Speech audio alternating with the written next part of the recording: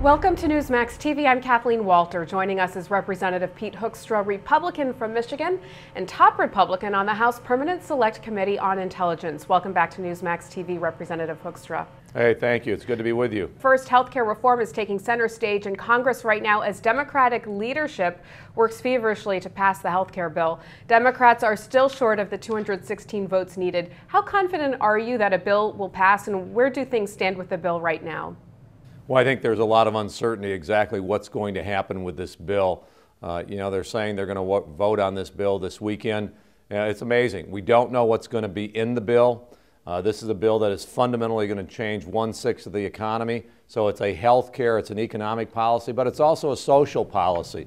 This bill will fundamentally change the way that the federal government views abortion. For years, we've had the Hyde Amendment in place. This new Senate bill and this bill, if it becomes law, will put the federal government firmly on the side of providing funding for abortion procedures as a medical necessary procedure. It is a huge shift in public policy in both of those areas. I don't think they've got the votes right now. I think the more that they play with this and they play with policy and they play with procedures and process, the more unlikely that it becomes that this bill becomes law. The more that the public learns about this bill, the less likely it is that this bill will become a law. Now we're hearing about a number of tricks Democrats are resorting to, including a plot reportedly hatched by House Speaker Nancy Pelosi that would pass health care without a vote. The Speaker is thinking about attempting to pass a measure known as a self-executing rule to get the Senate's bill through without having congressional members cast a single vote. Do you think that the so-called slaughter solution could pass constitutional muster? I think that if someone challenged that process, which is being called deeming, that we will vote over here, but then by that vote we will deem the health care bill passed, I think the courts would probably avoid being involved in that type of a decision and say, you guys work that out in Congress. We're not going to get involved in the internal workings of the Congress. It's a very interesting procedure. I think that the Democrats might actually expand the concept that if you can vote over here and deem health care passed, the next thing that they will do is they will deem that by voting for health care that their vulnerable members are deemed reelected. They can have all kinds of fun with this. Obviously, they can't do that, but it just shows you to the extreme measures that they are skewing the process to try to get this through. The slaughter solution says we can vote for health care, but you can go home and say you didn't vote for it. It's a trick. I don't think the American people are going to be fooled by it at all. It doesn't sound like a ringing endorsement of the bill either. No, it's a terrible bill. Now, to have to resort to such a tactic, does this represent hubris on Nancy Pelosi's part? Oh, I think it's an arrogance for the system, the process. It's an unbelievable process that says, I'm in charge here. I don't care what the American people say. I don't care about the rights of the minority or rights of members in Congress.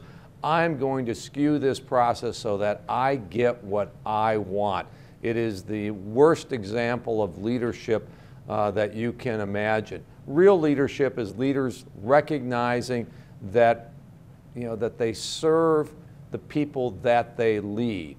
This is an example of leadership where the Speaker is saying, I'm the leader, and you know what? It's your job to follow me. It's totally wrong. We're also hearing about a lot of arm twisting and special deals for undecided Democrats. Robert Gibbs says there's no quid pro quo as it relates to President Obama.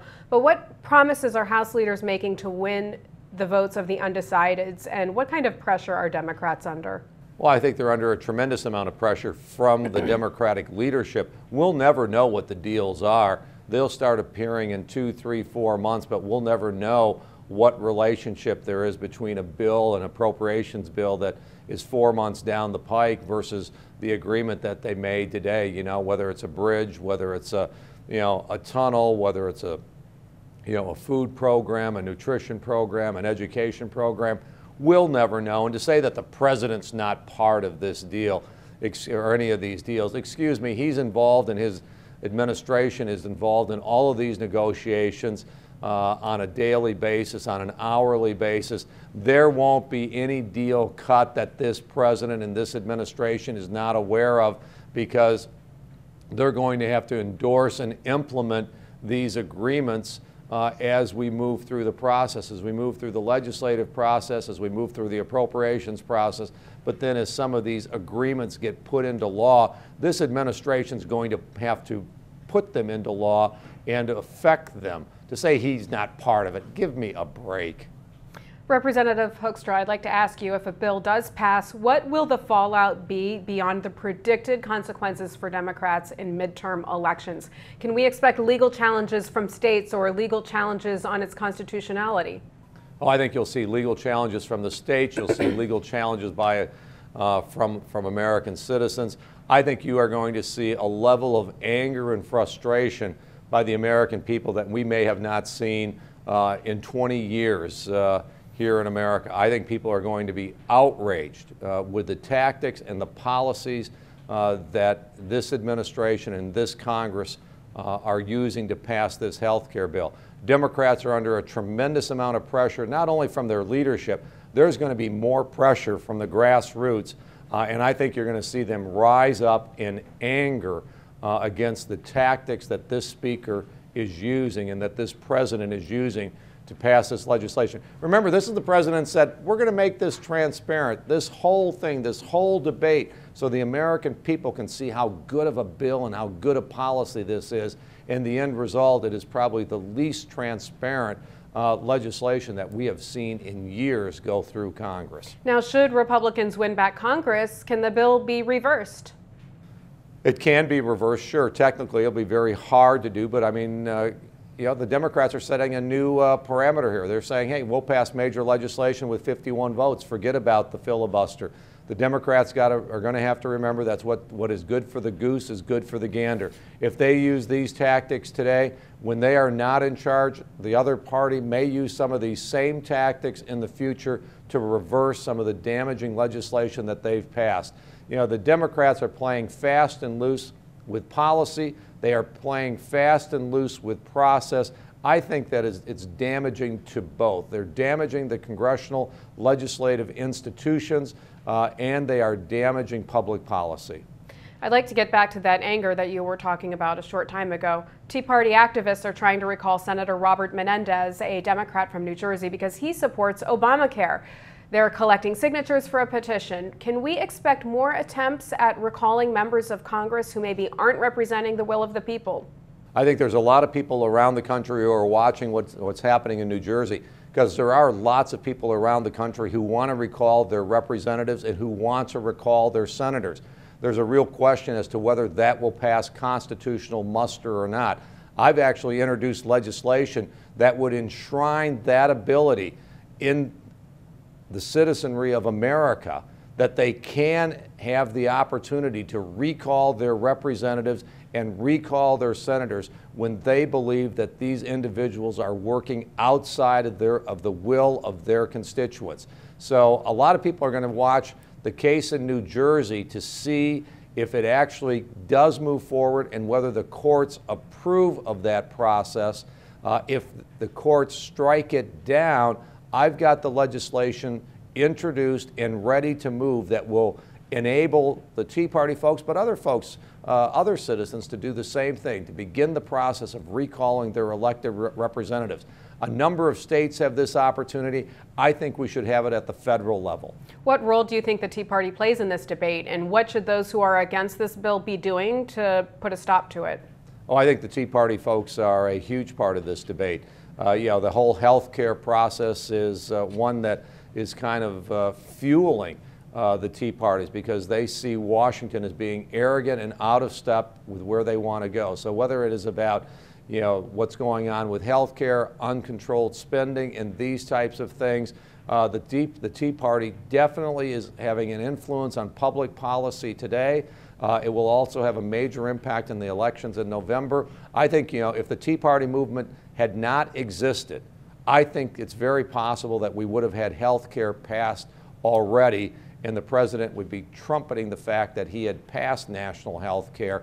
I think the Tea Party movement has been instrumental in derailing that effort. I just hope they continue to be active and involved and successful over the coming days and weeks.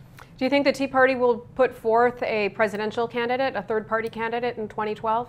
Oh, I don't think so. I think that they recognize that their best method to influencing the political process and driving the agenda that they want is to get one of the national parties to embrace their agenda, and that party's nominee would embrace many of the policies that they are advocating for, and that their best strategy is to influence and to improve and modify the policies of a political party, not to create their own and perhaps split their vote and enable, we know what we're talking about. Their best bet is to influence and change the Republican Party, not to split the party, not to split conservatives and allow the Democrats and the liberals to re-elect or elect a president in 2012. All right, Representative Pete Hoekstra, thanks so much for taking the time to talk to us. It's always good to see you here on Newsmax TV.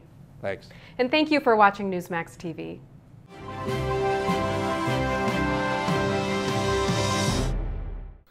Sarah Palin's new book, Going Rogue in American Life, will be released on November 17th. You can be among the first to get your copy. Check out our incredible free offer for Sarah's new book. Just go to Newsmax.com and click on the top banner for this great offer. Act today.